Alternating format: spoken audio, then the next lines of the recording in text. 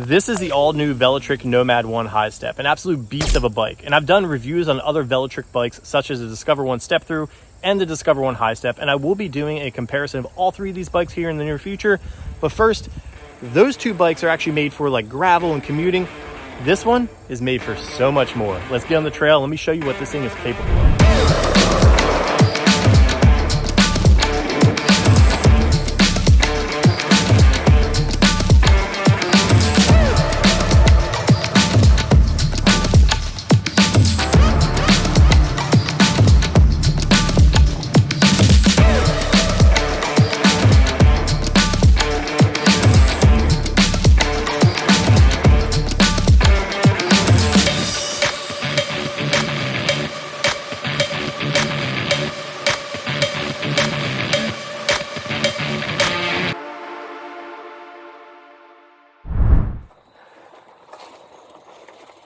Now this skill section is a great way to test out the agility of the bike and also my balance. Let's see how this one goes.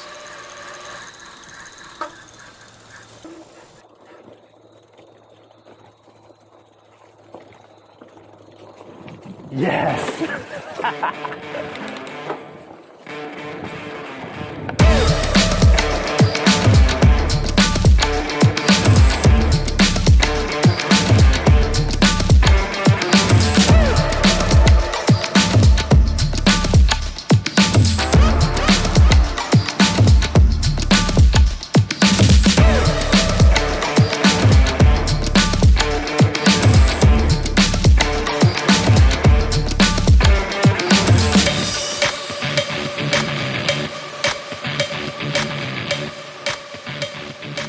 The Velotric Nomad 1 is currently priced at $15.99, but Velotric is known for surprise sales, and I'll keep them posted in the description below. So at the price point of $15.99, it packs some great features. After reviewing the other bikes they offer, I've come to understand pretty well what the brand takes the most pride in. Now they value the design of all of their bikes, keeping comfort and ergonomics their main focus and giving that to the rider at a value. Speaking of value, the Nomad has a premium ride with premium power at a not so premium price. Let's take a wider look at the specs of the bike and see what makes the Nomad 1 pretty much my favorite bike out right now. The Nomad 1 comes in two different options, a step-through design as well as a high-step design. The step-through design is for riders between 5'1" and 6'4", and the high-step is for riders between 5'6" and 6'9". They both come in a variety of colors and they look awesome. Now let's get back out on the trail, and in our next location we're going to break down all the specs ranging from geometry all the way out to power output and why now the Nomad 1 is pretty much my favorite electric bike on the market. I know it's probably kind of hard for you guys to see the trail, which it is a little hard, but this is a nice ride. These tires are so grippy though, like no problem. Nice hill.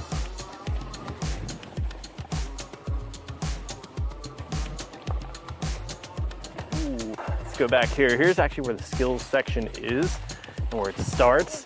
Advanced skills recommended. This is probably something, I mean, we can, you know what, let's just go down it. We're gonna do no pedal assist. Bring the gears down a little bit. So much fun.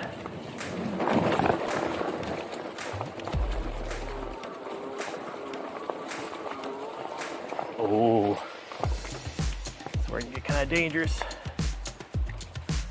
These wooden obstacles can be pretty dangerous, as you can see there. Look at that. Drop down. Coming around. Make sure we know what the turns look like here. These are pretty crazy.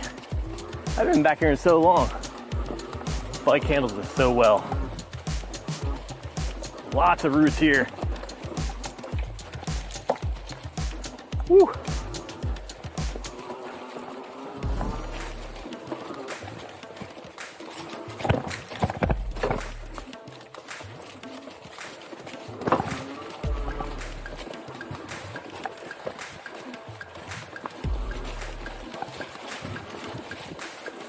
These leaves make it for pretty challenging actually.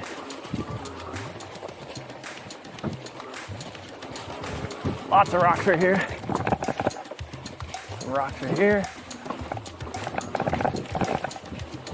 Ooh, double tire. See if we got this first try. Yes.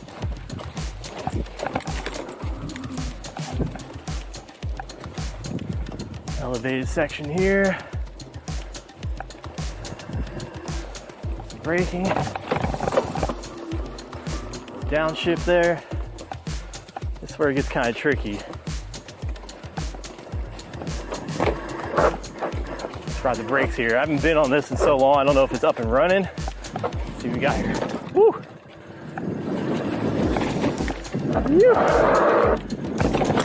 Yes.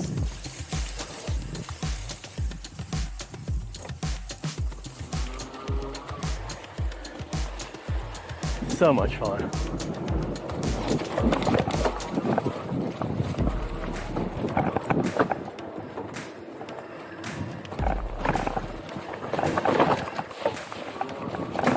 No problem. Not able to cut the corner for this, but this double tire is actually pretty fun. It used to go much longer. Here, I'll insert a clip right now of me on my BMX bike actually doing this whole thing to bar spin out.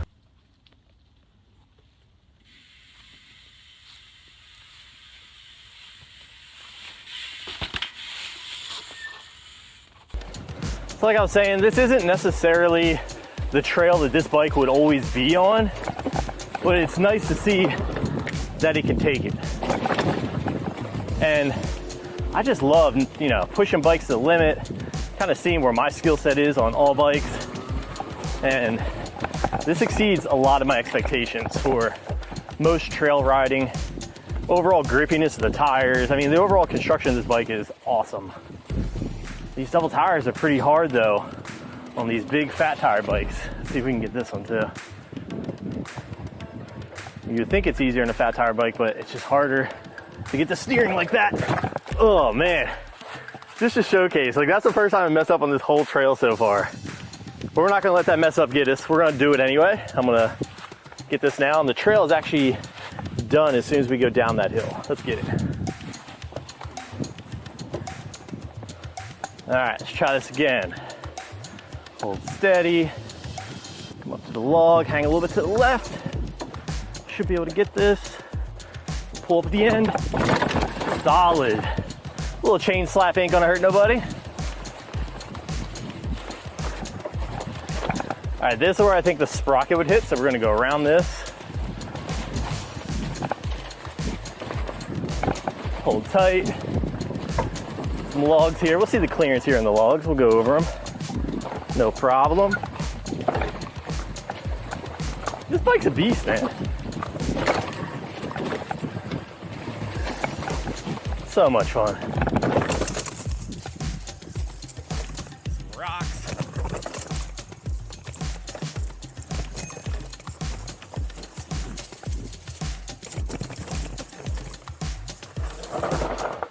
And that's that trail. It's a nice little fun loop. Now, frame geometry is pretty important when it comes to a comfortable ride, and the frame geometry of this bike is absolutely perfect for me as a rider. I'm 6 foot and I weigh 184 pounds. The reach from a seated position is actually a perfect fit for me and keeps me more at an upright position versus a hunched over position like I've had on previous bikes. The Nomad geometry has a mountain bike feel with the head tube and seat tube angles that make it a comfortable cross-country bike or a light trail bike. The bars are a healthy 700 millimeters wide, which is great for handling corners and the trail elements. On the bars, you'll find that it shares a lot of the same elements from the rest of the Velotric lineup, with the ergonomic grips, the hydraulic brakes, the 8-speed rapid-fire shifters, the 3.5-inch backlit display, controller, and thumb throttle. Now speaking of the display, let's power it on right now, and we'll talk about the features that the display has. So as I power it on, you'll see that I have 26 miles on this last trip. I haven't even charged the battery since I've gotten the bike, but right now it's on pedal assist level 0. I can go through and go 1, 2, 3, 4, 5, or we can go down all the way down to 0 again. And if you kick kickstand up and you hold the minus key, this will allow you to be able to walk the bike under like any harsh terrain or maybe even upstairs. So let's hold it down and it'll start to go. And it walks you, I mean, it starts to take off. Look at there, 2 mile an hour. Pretty insane. Now as we keep going past the clean internal cable setup, we make our way down to the 80mm hydraulic suspension. This hydraulic suspension has a lockout and a monster of a sized up tire here up front with a 26 by 4 inch tire. That's on a 36-hole rim with 180mm rotors connected to the hydraulic brake setup. Now moving on to the midsection of the bike, you're sitting on a 220mm wide seat attached to a 350mm long seat post with quick release. The cranks are 170mm long, attached to a 46-tooth chain ring up front, powering an 8-speed cassette in the rear. That 8-speed cassette allows you to be able to pedal the Nomad 1 like a traditional bike with the power off, or you can scroll through one of the 5 pedal assist levels of your choosing. Now I didn't forget the battery, we're going to talk about that here in a moment, but first let's talk about the all-new motor here on the Nomad 1. This is a 48-volt 750-watt motor with a peak output of 1200 watts and a max torque output of 75 Newton meters. That power output is being taken care of by a 48-volt 692 watt-hour battery pack. Velotric also uses the same 2170 cells that Tesla uses that are UL certified.